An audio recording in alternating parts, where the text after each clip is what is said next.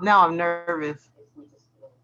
Well, Oh, got hello it. everyone and welcome. We are here for yet another Pemberton Legacy interview. I'm Elmira and I have a guest here with me today, as you can see. She is so willing and able to chat with you all and get into more about um, her life and just share. First of all, I'm going to have you introduce yourself, and so tell us who you are and who your parents are. Okay, my name is Andrea Pemberton Fowler Wooten.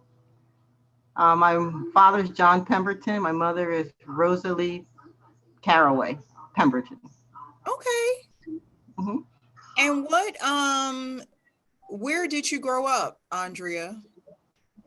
I grew up in Princeton area in New Jersey, and I went to schools in Franklin Township, New Jersey.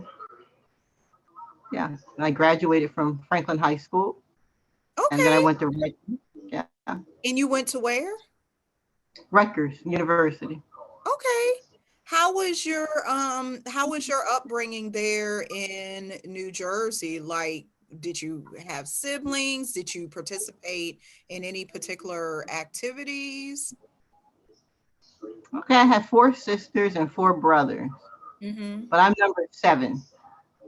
So by the time I was cognizant of anything going on, the older ones weren't there. Oh, Like Loretta, Alfie, Logan. I don't remember them really living at home. Or Charlie, really, not that much. Yeah. So it was good growing up there because in Princeton at that time, the area where we were was all black, mostly black. And we were just free to run around and play and do whatever. Nobody worried about anything, anything happening to us. And everybody knew everybody. So it was a great place to grow up. hmm. That does sound like a great place to grow up. Probably a lot of a lot of stuff to do outside and by the time because you talked about your older siblings and how they weren't in the house when you were little. How many siblings were there with you at that time? When I grew up, um, it was Cheryl and Fran, myself, Kathy, and Daryl. That's who I remember living in the house. The rest of them I don't remember that much because they were a bit older than I am. Loretta's 15 years older than I am, and her kids are about my age. So it was like she was already grown and gone before I knew anything about, her being there. Right, right. What what impact do you feel growing up in that particular neighborhood? Like you said, there were quite a number of Black families. What impact do you think that had on you and what you wanted to do with your future? Well, I had a good, strong impact because in Princeton, there's a lot of racism in Princeton. Even New Jersey, the nickname is Georgia of the North. Oh, So, yeah, it has that nickname. And so, growing up and going to schools with all white kids was such a different experience that my cousins in Virginia had with going to school with all black kids. So I just felt like they got a lot more encouragement and they got a lot more opportunity to really reach their full potential. Whereas going to school, you're only black kid in the class, only two other black kids in the class. And a lot of our teachers were farmed from the South. So they brought a lot of their attitudes and ideas to the classroom about race and how you treat students. And so I feel that growing up in that at that time in that era really didn't give us the opportunity to grow as we could have. Yeah, it was kind of tough going to school there for me. hmm. What specifically, I know you said a lot of the teachers came from the South and came up there to New Jersey. Do you recall anything specifically which made it tough? Was it going to school with this different group of kids, or was it academics, because it can be a number of things which make school tough, and just in general, Right. kids don't like school sometimes. 'Cause it's just school. It's like, I don't want to go to school. Right. Well, that is true. That is true. But I always felt like I was singled out in school. Like no matter how Mm. well I did, I couldn't get, to the high reading group or to the high math group, no matter how well you did in class. And I remember a lot of times the teachers discouraging you by not calling on you if you knew the answer. I give you an example, a specific example.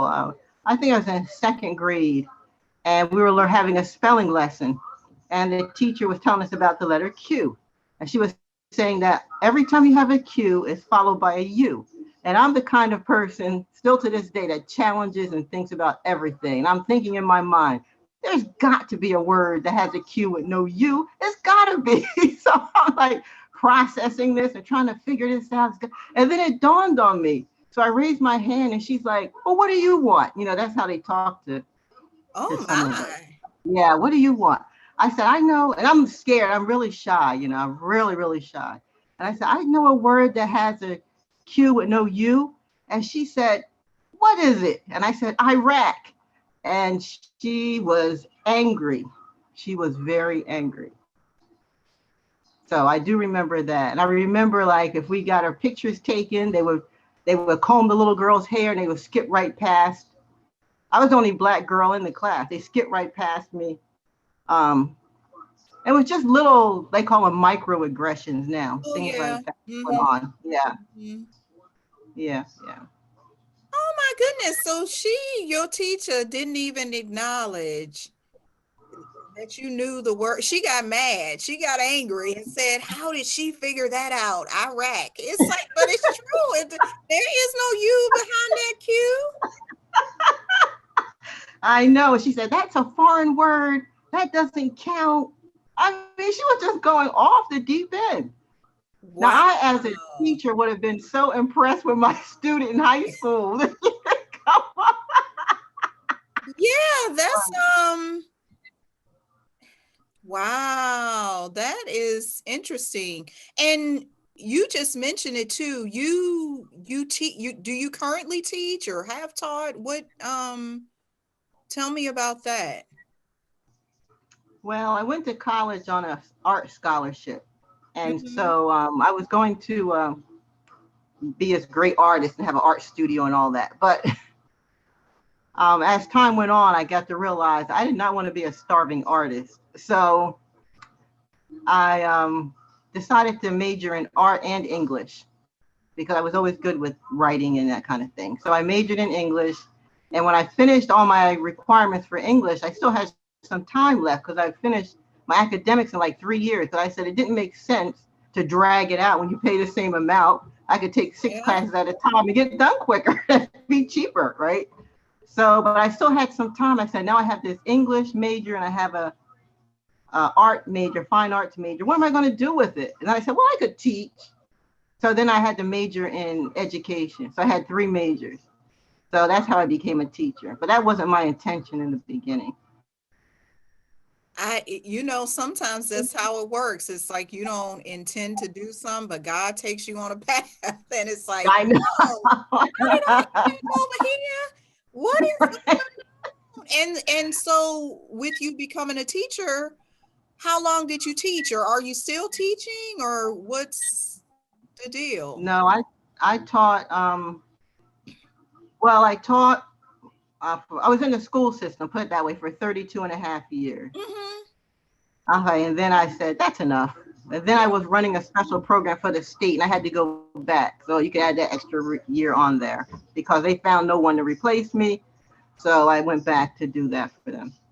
So you could say 33 years. But I taught art in that time and I taught English. I taught mostly high Oh, school, but I taught elementary K to 3. And I taught junior high school too. But mostly I taught English. And then some years I taught both in the same school year, art and English in the same school year. I did that too. And then I became a drug and alcohol counselor. I went back to grad school and got my certification to be a drug and alcohol counselor, crisis counselor. So I did that. Wow, I want to ask you about because you said you taught both art and English. Was there a difference between the delivery of either of those subjects, or did you find that the students responded differently? Because, we often think about art as this creative thing, and English is something you have to learn how to read. So it's more practical in a way, but they're both creative. What did Right. you what did you see with the students in terms of them learning art versus English? Well, the students I chose to teach were pretty tactile. They weren't the kind of students that could sit in a spot for the whole period and be good little, students. I, I had the kind of students nobody wanted to teach. Uh, some of my colleagues would put in grievances because they didn't want these kids. They didn't want those types of kids in their class or to teach those types of classes. But I was the type I say, bring them to me, I'll work with them. So having the art background, I was able to use that to motivate them. Like, for instance, we were doing Macbeth, and I had a modified version of Macbeth, even though they used the Shakespearean language. It was still modified for kids that, had a little difficulty. So even with that, they would have trouble to understand it. And so it was like, how am I going to get these kids to understand this? So one day I said, okay. So I started at one end of the board and went all the way to the other and drew out the story of Macbeth, right? And then Wow. they're like, oh, but that's how you had to work with those kids. So I used my art to help them get inspired to do the English, to make it a fun experience. Definitely.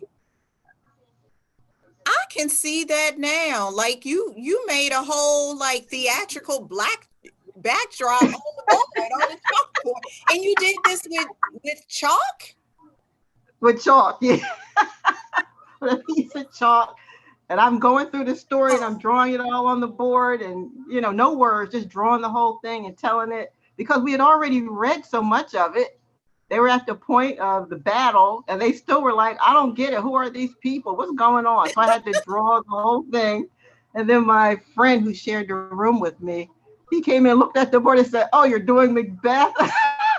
He knew. He knew. He was like, oh, I know based on the pictorial what's going on here.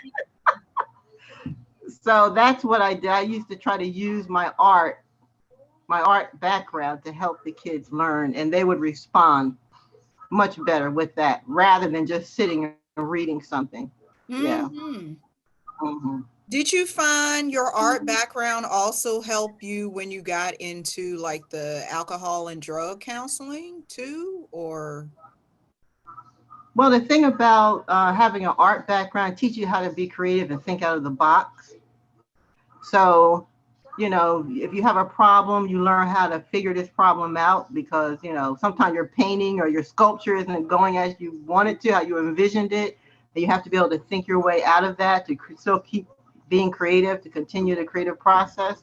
So with that, I was able to use it for, when I would counsel my kids, because sometimes they get stuck and they wouldn't know. And sometimes I'd get kind of stuck and like, okay, what are we going to do? And I'd have to just dig in a little deeper to try to find a way to help them. So it wasn't actually the fine art drawing, but it's just the way you think as an artist. Just the way yeah. I never particularly thought about that. How in art or music, because music is a form of art, You did, yeah. will help you be more creative. Because I'm just thinking about myself. Like I, growing up, learned music, and still to this day, it's one of the things that helps me be creative. Like even talking to you, my mind is going like, oh, I want to ask Exactly. that. Right. Oh, I want to ask because I can see it's like my mind dreams in color. It's like, Right. and Right. this is a painting behind me too. And it's like Right. that's fascinating. It allows you to just think in a different way. Right, right, right. Huh. I never see you What um what was one of the greatest lessons you've learned being a teacher or just in life? Because of course you grew up with your siblings there in New Jersey and um had some challenges in school dealing with the different teachers and the racism and microaggressions and all of that stuff. Mhm. What's a lesson you learned you've been able to apply?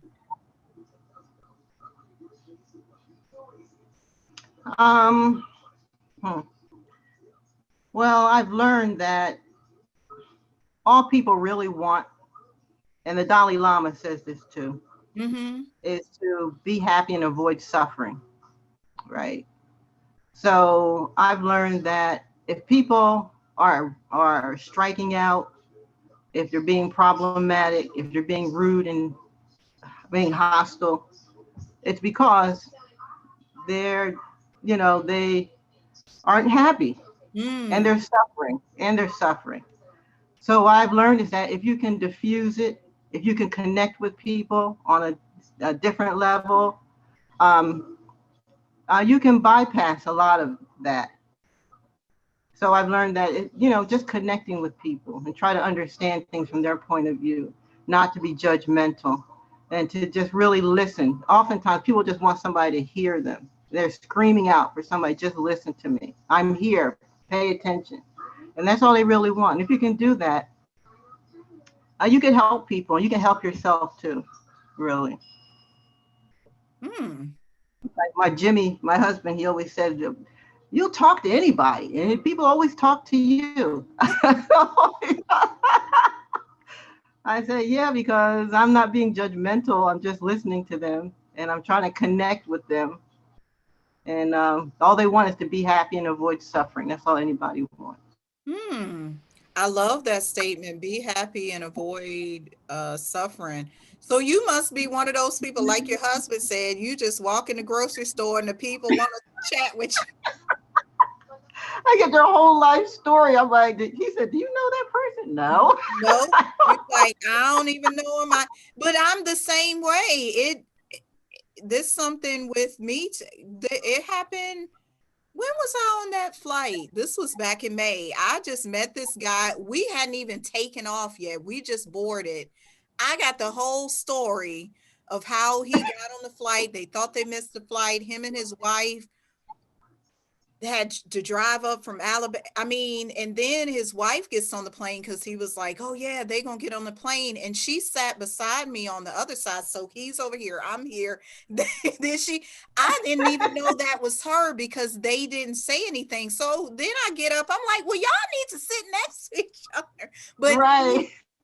he had told me the whole story, and I'm like, I don't know this guy from any. Told me what he did for work and all this. I was like, oh wow. But like you said, people just want to be heard. They just want to be They just heard. want Yeah. to be heard. And when you Mhm. listen, it's like, You'd be surprised what you might hear. oh yes, they're gonna give you some and you know what? It helped you as a teacher too, Hmm. because with your students, did you find that to be true? This particular quality help you deal with those more challenging students? Oh yeah. I never thought my students were bad. They're not bad kids. They're good kids who just need a break. They just need somebody that they think will care about them. I mean, I would have students come by that weren't even my students and tell me, "Can I just sit in your class?" I'm like, "Why do you want to sit in my class? Well, I've got lunch and I don't feel like going there." "Well, who are you?" Like, Yeah, "Are you how did you cutting make it to class?" my room? But I'd have that. And the kids, "Oh, that's so and so." And they proved to me that they weren't cutting class. Hey, yeah, you could just sit back there. I Oh said, "But you got to participate. You can't come to my class and just sit there and not participate." They're like, "Okay." Because I try to create a safe environment for the kids. And having had been because I was a counselor for about 8 or 9 years, and then I went back to the classroom. So I Mm, went back with a different perspective on what these kids actually go through on a daily basis. So in my classroom, I would just try to make it a safe place for them to come. And they would come. They'd show up. Even kids I didn't have, they would just show up. it's like a new one every day. It's like, whose child is this? How did you make it to my classroom? What is Right. It was crazy. And then at home, I had the same problem because my kids always had kids in the house. There's always kids there. really? And yeah. Sometimes I didn't even know they were there. Like Arica, I went into her room one day and there were like two kids sleeping on the floor. She's laying in the bed. I'm like, what are these kids doing here? And then one sat up behind her, a little white girl, sat up and said, hi, Miss Fowler. Why are you Oh, kids here? Do your parents know you're here?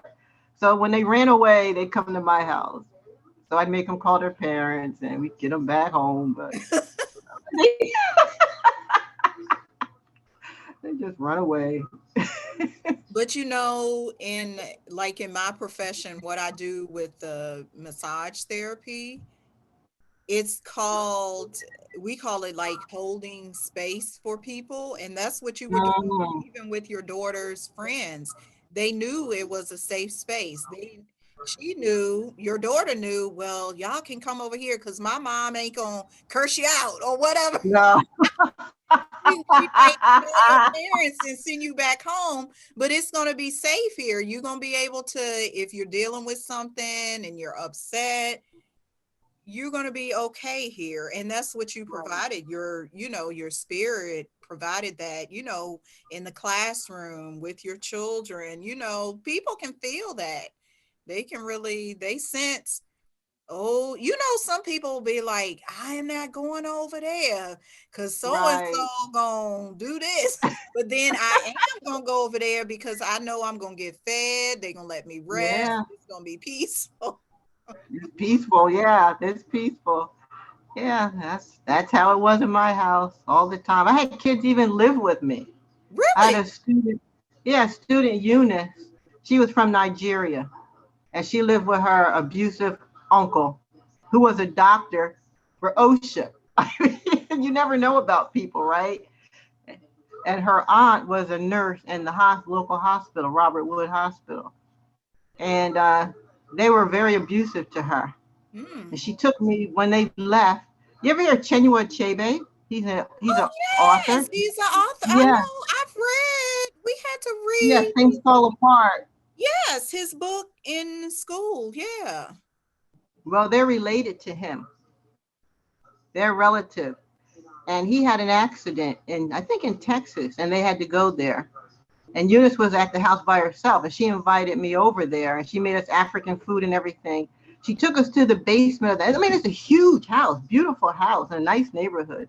Took us to the basement, told me that's where she slept. I'm like, are you kidding me? I said, what happens if it floods? She said it has flooded. She's sleeping on a pallet on the floor, and it would flood, and it would wake her up. I'm like, I can't believe these people are abusing you like this. Well, her uncle ended up telling her father was in dire straits and he was about to die. So she was panicked to get back to Nigeria to check on her father and got there. There was nothing wrong with her father. Her mother's like, there's nothing wrong with your father. But here, her uncle just wanted to get her out of his house. So he sent her back to Nigeria instead of telling her what was going on. And then somehow he ended up taking her passport. So I'm at school and she's calling me to try to help her get back to the United States because her uncle took her passport. Luckily, she met a guy, Leo, who was from the area, and he helped her get back. And when she came back, she came and she lived with me for a while. So she calls me her second mom. So now she lives in California in LA. She works for the LAPD. She is married with two kids, and she ended up doing very well. Yeah, And but yeah, I had, you helping her out was pivotal in that too. Who knows what have happened when she had to mm, come back to the States and she had nowhere to go. nowhere to go. Right? She had nowhere to go, so I took her and eventually she got on her feet and she left. But yeah, but that's what my house was like. So the kids, and my kids are used to, these kids coming in the house calling them, oh, that's my sister. Eunice is my sister. Or this was my brother, but they're not really. Yeah.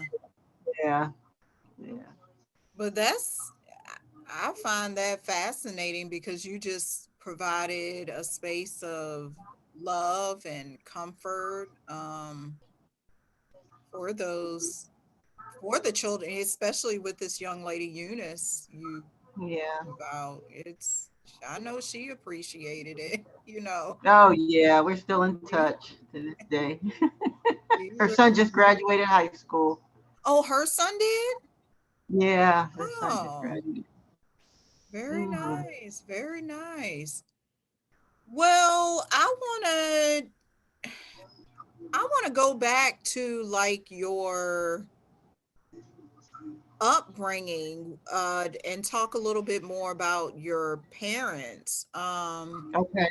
What do you remember about your parents and what they did? Did they do anything in particular for a living? Did they instill any certain lessons in you and your siblings? Like, what were they like? Were they strict? I mean,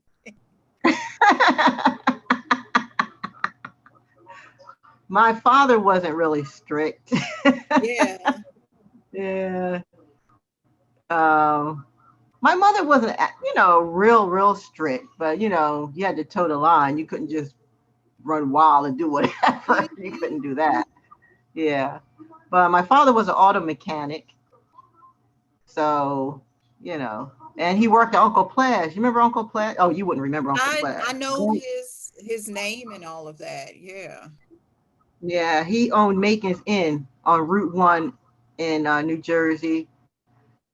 Um, how can I put this? It's right outside of Princeton, right on the outskirts of Princeton. And my father worked there as his cook, because he had rooms upstairs. He had a bar. He had, a little restaurant and everything going on. And I found out when I married my first husband, Andrew, who passed away, I found out from a friend of his father who was at the house that Black people at that time couldn't stop anywhere between Philly and New York except at Macon's Inn. Mm. And he knew of Macon's Inn.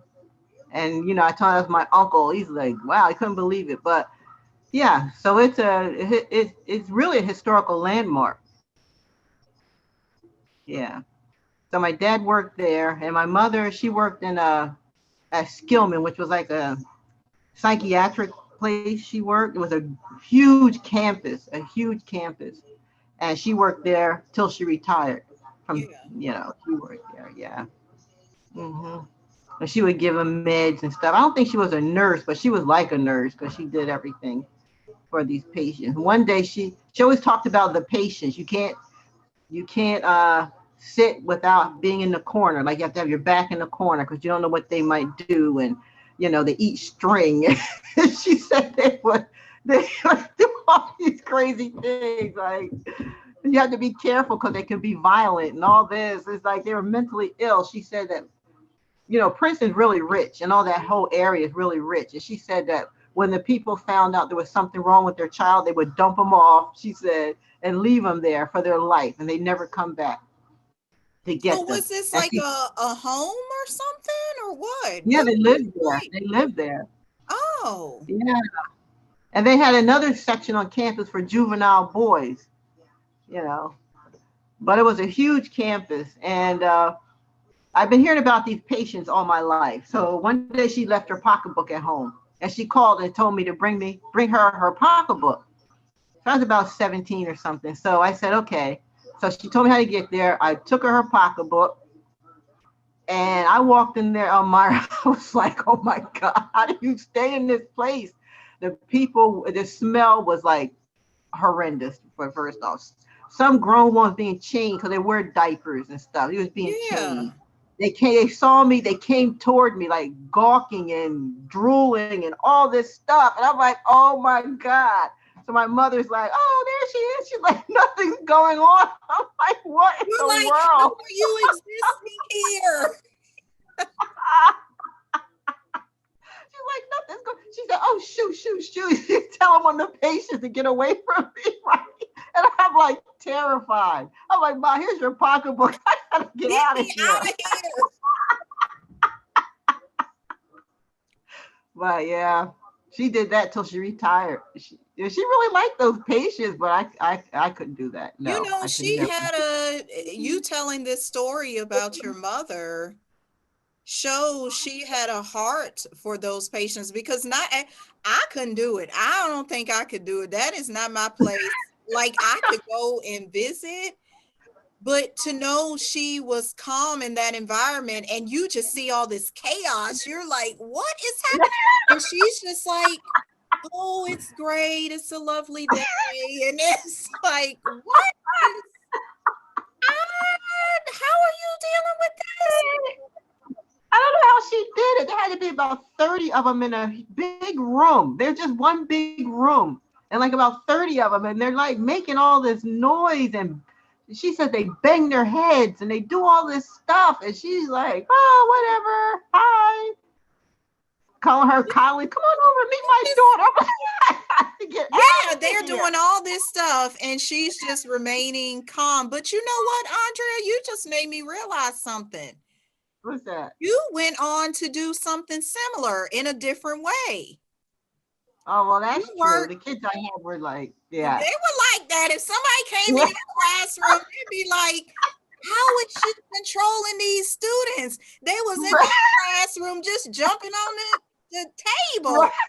And they're all calm and just, and you're like doing your art thing, your Macbeth drawing on the, and they're just so just peaceful. And then people walk in and they're like, how did she get to do this? But your mom was same way. It's, and then, Never you made know, that it's once you connection. start looking at stuff, you can see some similarity. Right. I never made that connection See, before. but I just see it. I see your mom, you know, like Yeah. you said, you can't turn your back. You got to have your back face this way. Right. Mom is just all, and all these kids doing their things, not running out the nose and kicking it, doing. But a similar thing was happening at school. Yeah. I mean, Right. just in a, Right. it was different, but Right. I never made that connection. I think about it when you're saying it, that the teacher would say, how do you deal with that kid? He cussed me out. I said, I wish he might. No, the kids don't be cussing at me. Are you kidding? They wouldn't dare. But, you know, because I'm just like, so my mother's like the same. She's like, they're not going to bother you. They don't hurt you, you know. But I'm like, oh, God. but you know what it is, we all have our, you know, our unique gifts and they display themselves in a different way, just like you and your mom have. To me, it's like the same gift. It's like Yeah, I this see that. calming nature in chaotic situations, I would Right. say, and knowing how to lead and still be in control in those environments. A lot of people don't know how to do that. They start to stress out and they're like, oh my, like Mm-hmm. with your students. That's what was Mm-hmm. going on with the other teachers. They didn't know, and the kids can sense that. They're like, Right. this person don't care about me, so I'm just Right. backed up. Right. Right. Right. That's so true. That is It's so true. life is amazing. Well, I want to also hear more about this. You said it's called Macon. What is the name of this post? Where was the only part to stop between, you know, going up to New Jersey? Oh, Macon's Inn. Macon's in. Okay. Macon's Inn, right. Macon's Inn. Mm-hmm. Did you ever visit there? Oh, yeah, we go there a lot. They had the jukebox, and, you know, my father would feed us soda and potato chips every time he took us to the bar. You know, soda and potato chips. Yeah, I've been there before. Yeah. but it's knocked down now. They put a gas station there. Our cousins, QB and I guess Juddy, and they were supposed to do something. Mm-hmm. Oh, my battery's running low. I gotta get my charger. So they could get it preserved, but they didn't do it, and they ended up knocking it down. Oh, yeah. Yeah, but there's pictures of it. Somebody sent me a picture at one point. Yeah. But I have to go get the now, charger. okay. I'm back.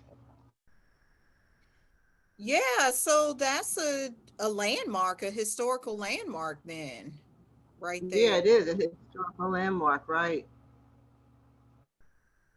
Because Right. people, And you they could said they go took there a to, lot of land from it. you said it's a lot of Yeah, land you can go there? there. Yeah, there was a lot. They took some of it from him. You know, they have something called eminent domain. And I was Oh, told they have jug handles in New Jersey. You know, you can't just make a U-turn. You have to have a whole jug handle and go around and across. Well, they said they took that property from him in eminent domain. mm, Yeah. okay. But that's a I've often heard about that particular location. I need to visit it. See where I know Oh there's yeah. nothing there now but that gas station, but it's still it's still the locale of where it existed. So, Right. Still part of our history. mhm. Definitely, Hmm. definitely. I will let me ask you this. How would you describe your proudest moment, like something you're proud about which happened in Okay. your life My proudest moment. that you're like, "Oh, I'm so happy I Jesus. achieved that," or it may be something that turned out better than you expected in the beginning. You're like, "I didn't know this was going to be like this." I mean, oh, this turned out okay. I can't think of it. My proudest moment. Um. Yeah, did you have any students who you just were proud of or, once they Oh, a lot left? of them. Oh, Yeah. yeah, a lot of them. One I can tell you in particular. Just the other day, he was in my class. He couldn't pass the high school proficiency test. You know, you have to pass the Mm, test to get your diploma. yeah. And so I was working with him to do that, and they put them in my class if they couldn't pass it. My job was to get them to pass it. So, um, he was his name was oh God, why did I forget his name just now? It'll come to me. But anyway, I saw in the local newspaper in that township that he's going to be the principal to the school. What? I know. So now he's principal. Nick Solomon. There it is, Nick Solomon. Yeah, he's going to Oh, be the principal my. to the high school where he was a student where I used to teach him. I'm like, Isn't that's great. that something? I was very proud of that. That is a proud moment because you never know where these students are going to go. You don't, I mean, you Mm-mm. have them in your classroom and like him, he was struggling to pass the exam and now look, he principal. Who would have thought? Who Right. thought Who he would have thought? Right. That's what I said. isn't that I said the kids are something? smart. They're really smart. They just need a chance. They Mhm. need to feel and know that they're smart because they've been told they're not smart for so long. They don't believe it when you try to tell them. But they just need a chance. Oh yeah. That's all they need. Yeah. A chance. Yeah. So I was very proud of that. Hmm. Yeah. What Hmm. did you do use any particular tactics to because you just mentioned all these students need is a chance. They just want to know that they're smart. You want to encourage them. How did you specifically do that? Was there any method that you used? Not really. I mothered them. Put it that way. You did what? I mothered them. Oh, that's the best way to I do treated it. them like they were my yeah. I treated them like they were my own kids. And what would I want from my own kids? And they knew that. Some of them call me Ma. Oh, They call Ma. That's my mom. They say that's my mom. So it got to the point where if I asked them to do something, they would just trust me and do it. I didn't even have to fight with them to do it. And I think through that, the fact that I had confidence in them, they learned to have confidence in themselves. Yeah. I like it. The mothering spirit. That's all you gave them. You didn't say, "Oh, I need to do this. If I do one, two, three, I know this child would turn around." You just gave them love. You just showed them Yeah. and encouraged them, gave them the confidence they needed, and in turn they believed it themselves. It wasn't a matter of Mhm. you saying all the time, "Oh, you're great, you're going to do well." Oh, they no, that they doesn't started, work. they knew. Yeah. They knew, right. They knew what I expected out of them. They knew I had high expectations for them. I had a twin in my class. His other twin I didn't have. His brother I didn't have. But now he's I think he has his PhD now. Or he was working on it last I heard. He's moved to Texas and he was like really struggling in my class. Hmm. He was even special ed. They had him a special ed student. And he and his brother would stop by. Hey, Miss P. He's talking they're really tall, real tall boys. They come in the house. I said, "Oh, you guys want some popcorn?" Yeah, they sit around eat popcorn. Oh, wow. Oh my. But the thing is that his brother, the one I had, Keith, he became very successful. Hmm. They both became very, very successful. And that's all our kids really need. Somebody to really, because, I went to school in the same district. I went to school in Franklin and I graduated Yeah. Franklin High School. So I know the culture of this school. I know what it's like to be told those microaggressions we talk about. I know how they kill the kid's spirit. I know how that feels when your guidance counselor tells you you're not college material, so don't even bother, or you're tracked and put in classes that are below where you really should be. And you go through that and you start believing it yourself. You believe that you can't even be successful. You can't go to college. My guidance counselor told me I couldn't go to college. She said, "You Oh, can't your do guidance college counselor material." told you that? Told me that. Yeah, she told me that. She told me it was a funny story. She told me that. She told me because we had our guidance counselor from ninth to 12th grade because it was an alphabetical order. So we had the same person. And she told me that. And I believed her because she's the guidance counselor. I guess she knows. She said, "You're at the top third of your class, but you're not good enough to go to college." But she never told me where I was in my class. People said you probably way higher than she told you, where in the top third of your class. She never said, but I didn't know to ask. And my parents, they were working and doing their thing. So, we didn't bother them with school that much. So I was working at a community center. And back then we had been in demonstrations and stuff. I'd gone to Trenton and fought the dogs and the whole nine that you see on TV. I was there Yeah. in New Jersey doing all that. And so we had a community center and I was working at the community center and it was a guy there we called Fifi. His name was Wilbur Jennings, but we call him Fifi. And he said, "We got a grant I can send one person to Rutgers because I hadn't even applied. I had this scholarship for art because I was voted most artistic in my class, but I hadn't applied because my guidance counselor told me I couldn't go to college, so I didn't even bother. Hmm. So he said, "You're going to go." I said, "I can't go. I can't do the work." I told him, "I can't go." He said, "You can go and you can do the work." I said, "I don't think I can do it." He said, "You can do it, and I'm sending you." So he sent me there in that summer to Rutgers. And I said, "Oh my God, I don't know what I'm going to do." I was so panicked. And I kept waiting for the work to get hard. It never got hard. I was just breezing right through it, right? I'm like, "Well, where's the hard work?" She told me I couldn't do.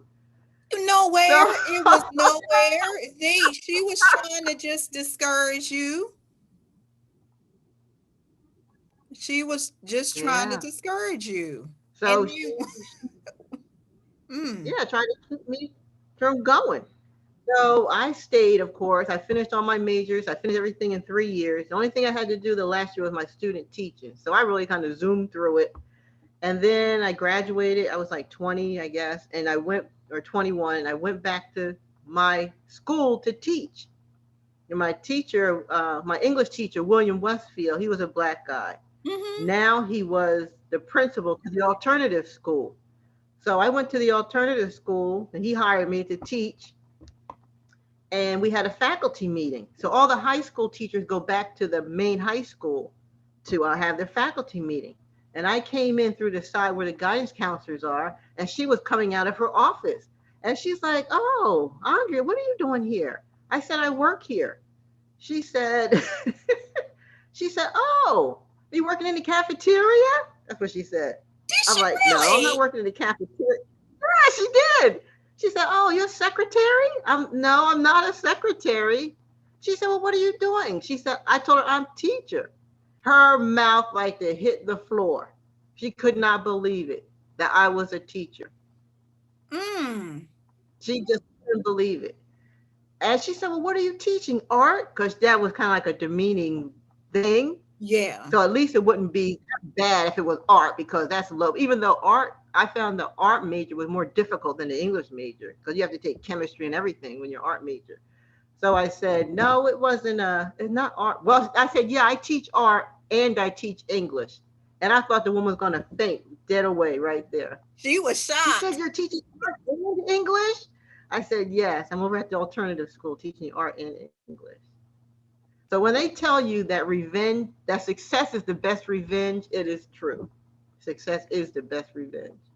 I agree. And there will always, just like you demonstrated, there will always be a way that is set up for that person to know that you were a success. Because who knew y'all would cross paths in that way again? And she would see you walking in the school, and then she'd say, "Well, are you working in the cafeteria?" And then you have to reveal Right. to her, no, I am a teacher.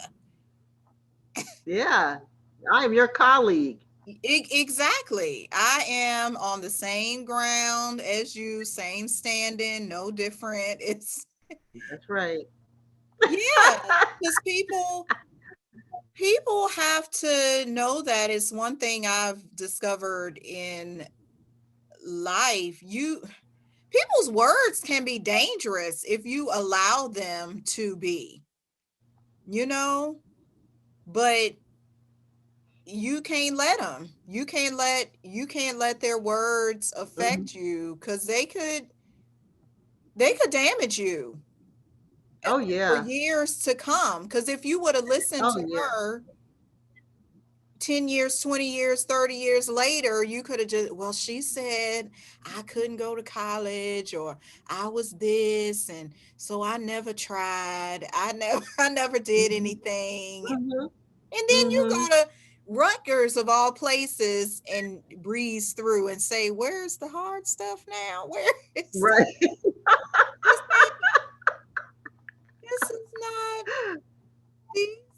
these courses are not that challenging. I can do this. I can people Mhm. will try to tell you stuff you can't do, and you just got to prove them wrong. Exactly. Yeah, you just got to I think that might have been one of my proudest moments. Now that I'm thinking about it. see. That was a proud. See, you ain't even now you know you like, oh, I had to, yes, had to let them know. Yeah. And you didn't expect that either. Because did you expect to run into that guidance counselor again? Did you have an inkling? No. Well, I knew she'd be there because it was a faculty meeting. We all had to go, but I didn't expect to really run into her because there's a lot of it's pretty big schools, a lot of people Hmm. there. So I wasn't looking for her, that's for sure. She just Yeah. happened to be in my path. Yeah. No coincidences in the world, though. I agree with you. Not a coincidence at all. She was intended to see what you have become, you know? Right. That's I love that Yeah. story. That's a good that's a good story for sure. So what are you doing now? Because of course you made a living teaching and you also did the counseling.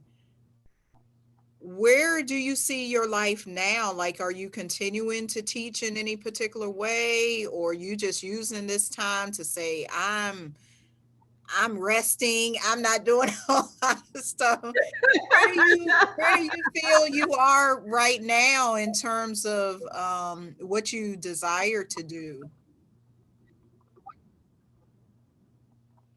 Well, right now I'm well, I learned how to do reupholstery. So Oh, yeah, I have one on Josephine's chairs, and I have to work on reupholstering that. That's something I got to do. And I also do woodworking. So I'm in the garage doing woodworking, and that kind of thing right now. So people keep saying, "Oh, you could sell this or you could sell that," but I haven't gotten to that point where I want to sell anything. But I've been working with wood probably all my life. It's just that hmm, now I have a chance to really, focus on it since I'm not teaching anymore. So I don't teach anybody.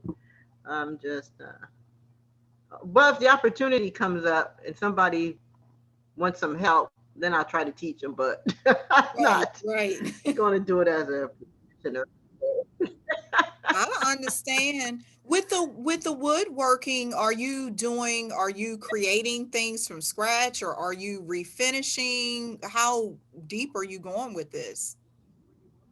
I do both. I do some refinishing, and I also make things from scratch. I was, working on my patio furniture. I made a love seat um, for patio furniture, and I made Jimmy a tray for our seventh wedding anniversary. Um, I just make stuff. I just make a lot of stuff. I made Daria a toy box, um, and I made him a desk because Hmm. Arkin wanted a desk for him to go to school for COVID, a place where he could, sit and do his work and have it open. The top would open where he could store his papers and his computer and Oh, stuff. that's So I made her neat. that. Yeah. So, I'm, that's what I'm doing.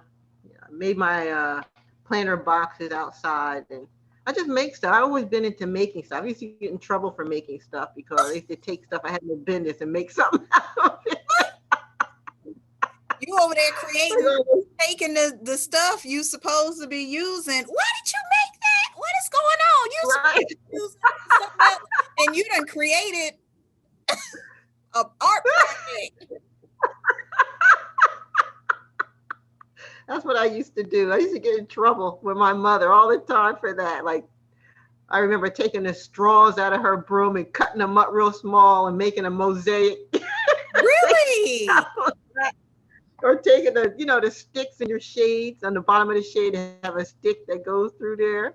So I would take the stick and make kites. I was always doing something, you know. So, I but love now I it. can do it legit. Yeah, you like I can be legit with it without getting in trouble. Like, look Right, what happened to my broom. What is going on with my broom? Like frogs in my broom. Yo, Andrea, yeah, he took the got, took the got a hold of my broom, right? My father would yell at me for killing his trees. I'd be building tree houses and stuff in his tree. You gonna kill my tree with that tree Oh, house? Yeah, stuff like that. but all of that goes along with your creativity. You wanting to, design and see something new. It's so it came to me, it comes full circle. And what I've seen these days, people like to have unique things like furniture, and Yeah, they don't want to just go to the store and pick up, oh, I got this and like you said, you created this. Did you say it's a tray for your husband? yeah, a tray for him for. Yeah, Well, we bought that's married on the 2014, so hmm, I made the tray and I put handles on it, and I put and for 7 years it's copper. That's the metal they have for yes, copper. It's yes. copper for 7 years. So I found pennies that were 20 had 2014 on them, and I embedded them in the top of the tray and made a That seven out of sounds the beautiful. 2014, yeah, pennies. Yeah, he likes it.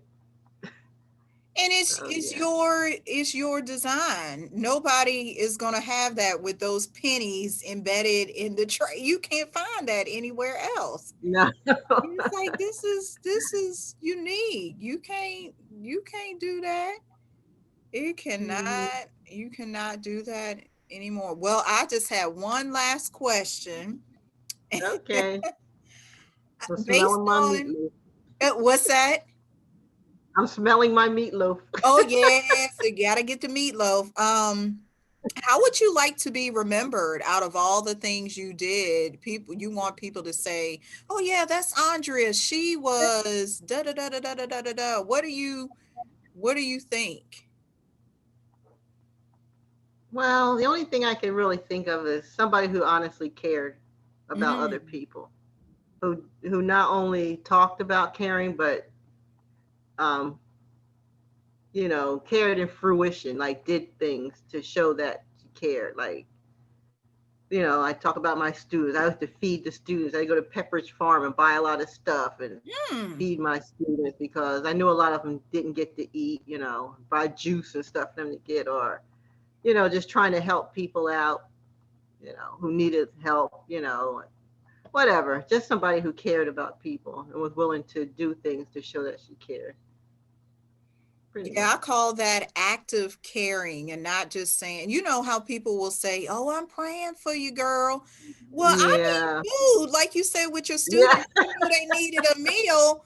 What prayer do Right. I'm not saying that prayer doesn't help, but I need some action behind your caring. I Exactly. need you to do something. Right. Yeah, prayer helps, but God made us to do things, to help, to assist, to care for others, not just sit around and just pray about it. You got to be about it. You got to do something. Hmm. You got to And do I would something, right? say, to wrap this up, that has been your life. You have been about your business for sure. You have been, you, to me, what you do is similar to art. You take pieces and pull them together into a masterpiece, whether it's with your Mm, students, family, your husband, even you doing the woodwork now, you have to do that. You have to be able to see, oh, if I pull this together and put this part over here or this color and da da da, you see how it right. can really be more beautiful than it actually is. And I love it. I love it. I love it. I love Oh, it. thank you. Yes. Well, this has been grand. We're gonna close out and then stick around for a little bit for me.